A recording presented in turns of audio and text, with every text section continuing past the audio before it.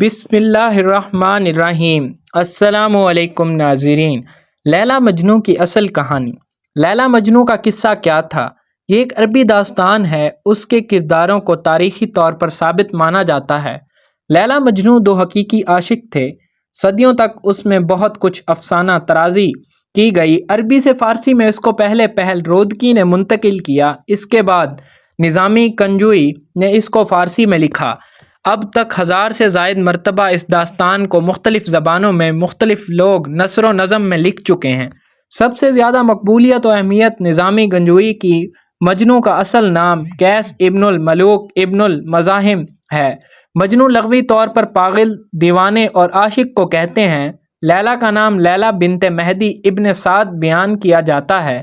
عربی و عبرانی میں لیلا یا لیلا رات کے لیے بولا جاتا ہے۔ عربی میں لیلا مجنوں کی بجائے لیلا بولا جاتا ہے۔ ترکی میں اس میں صفت لیلا کی طرح سے مراد محبت کی وجہ سے پاگل، جنونی کے لیے بولا جاتا ہے۔ محققین نے لیلا کی عربی لیلا رات سے اس کے معنی سانولی رنگت بھی لیا ہے۔ کئی مصنفین نے اپنے قصے میں لیلا کو سانولی صورت والی بنا کر پیش کیا ہے۔ مشہور ہے کہ لیلا کالی یعنی سیاہ رنگت والی تھی، لیکن اگر لیلا کو عربی النسل بیان کیا جاتا ہے تو اس طرح لیلا کا کالا ہونا ایک خلاف واقع بات ہوگی۔ بچپن میں قیس اور لیلا دونوں اپنے قبیلے کی بکریاں چراتے تھے۔ وہ ساتھ بیٹھتے اور آپس میں باتیں کرتے۔ اس دوران انہیں ایک دوسرے سے محبت ہو گئی۔ نظامی گنجوی کے قصے لیلا مجنوں کے مطابق لیلا اور مجنوں بچپن میں ایک ہی مدرسے میں پڑھنے جاتے تھے۔ ان میں باہمی الفت پیدا ہوئی۔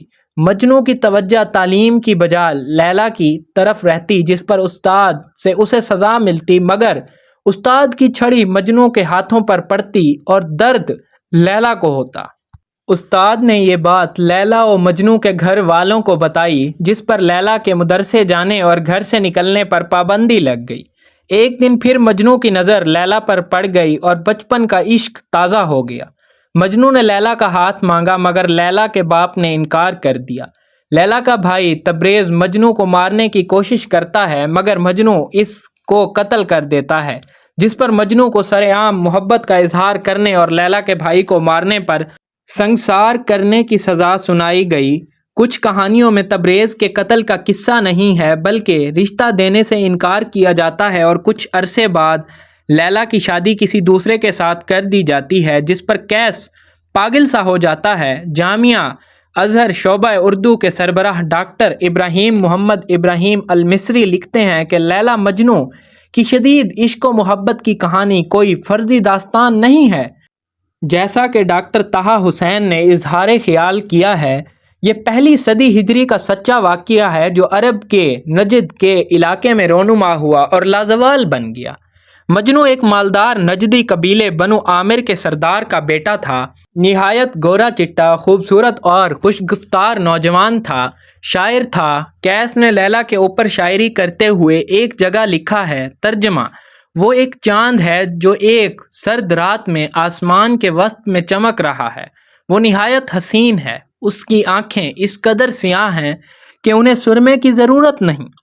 قیس کے والدین اپنے خاندان کے ساتھ لیلا کے والد کے پاس گئے اور لیلا کا رشتہ مانگا۔ لیلا کے ماں باپ کو داغ بدنامی گوارا نہ ہوا اور انہوں نے رشتہ دینے سے انکار کر دیا۔ اس دوران قبیلہ ثقیف کے ایک نوجوان نے بھی، جس کا نام ورد تھا، لیلا کو شادی کا پیغام دیا۔ لیلا کے والدین نے رشتہ قبول کر لیا۔ قیس اس قدر مضطرب ہوا کہ وہ بیمار ہو گیا۔ اس کے والدین نے چاہا کہ وہ اپنے قبیلے کی کسی اور خوبصورت لڑکی سے شادی کر لے، مگر اب قیس لیلا کی محبت میں اتنی دور نکل گیا تھا کہ واپسی ممکن نہ تھی۔ رفتہ رفتہ قیس کی حالت ایسی ہو گئی کہ اسے اپنے تن بدن کا ہوش نہ رہا۔ لوگوں نے قیس کے باپ کو مشورہ دیا کہ وہ اسے مکہ لے جائے اور بیت اللہ کی پناہ میں دعا مانگے۔ قیس کا باپ الملوک اسے لے کر مکہ گیا اور حرم شریف میں اس سے کہا کہ غلاف کعبہ سے لپٹ کر لیلا اور اس کی محبت سے نجات کی دعا مانگے۔ اس کے جواب میں جب قیس نے یہ دعا مانگی، کہا، اے اللہ، مجھے لیلا اور اس کی قربت عطا فرما۔ تو الملوک قیس کو واپس لے آئے۔ راستے میں اس نے ایک جگہ پہاڑی پر اپنے باپ کو گرانے کی بھی کوشش کی مگر لوگوں نے پکڑ لیا۔ اپنے قبیلے میں واپس پہنچ کر قیس کا باپ ایک بار پھر لیلا کے باپ کے پاس گیا تاکہ اسے لیلا کی اپنے بیٹے سے شادی پر آمادہ کرنے کی کوشش کرے مگر پھر انکار ہو گیا۔ لیلا کی شادی اس دوسرے لڑکے سے کر دی گئی جس کا پیام آیا تھا۔ لیلا خود بھی قیس کی محبت میں گرفتار تھی مگر خاندان کی نیک نامی اور والدین کی اطاعت سے مجبور تھی۔ قیس کو یہ معلوم ہوا کہ لیلا کی شادی ہو گئی ہے تو اس پر قیامت ٹوٹ پڑی۔ اس کا ذہنی توازن بگڑ گیا، وہ اپنے وجود کو بھول گیا، گوشہ نشین ہو گیا اور پھر ایک دن صحرا میں نکل گیا۔ لیلا کو آوازیں دیتا، پہاڑوں، درختوں، جنگلی جانوروں سے پوچھتا لیلا کہاں ہے؟ اسی حال میں ایک دن اس کی نظر ایک ہرنی پر پڑی، وہ اس کے پیچھے ہو لیا اور نگاہوں سے اوجھل ہو گیا۔ اس کے گھر والے صحرا میں اسے ڈھونڈتے رہے، چوتھے دن وہ انہیں ایک پتھریلی وادی میں ریت پر مردہ پڑا ملا۔ روایت کے مطابق لیلا بھی شاعرہ تھی اور یہی چیز ہے جس نے اس محبت بھرے قصے کو ایک المیہ بنا دیا جس کے لیے دل اور آنکھیں روتے ہیں۔ یہ ممکن تھا کہ یہ محبت شادی کے ذریعے ان کے اجتماع پر منتخب ہوتی اور خوشیوں بھری زندگی انہیں حاصل ہوتی، لیکن تقدیر کے آگے تدبیر کا کہاں بس چلتا ہے۔ انسانی عشق کا یہ قصہ عشق الہی تک پہنچانے کا ذریعہ بن گیا۔ امیر خسرو نے اس واقعہ کو 1299 میں کتابی شکل دی اور جامی نے 1484 میں لیلا مجنوں پر 3860 صفحوں کی کتاب لکھی۔ شیرازی جیسے بڑے فارسی شاعر نے اس قصے کو 1520 میں لکھا۔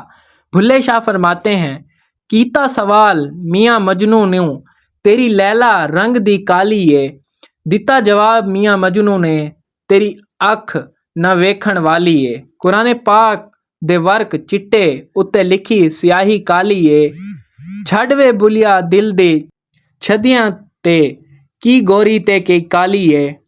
خلاصہ ترجمہ، کسی نے مجنوں سے کہا تیری لیلا تو رنگ کی کالی ہے۔ مجنوں نے جواب دیا تیری آنکھ دیکھنے والی نہیں۔ قرآن پاک کے سفید کاغذ پہ کالی سیاہی سے لکھا ہوا ہے، دل کے سودے میں کالی اور گوری کوئی معنی نہیں رکھتے۔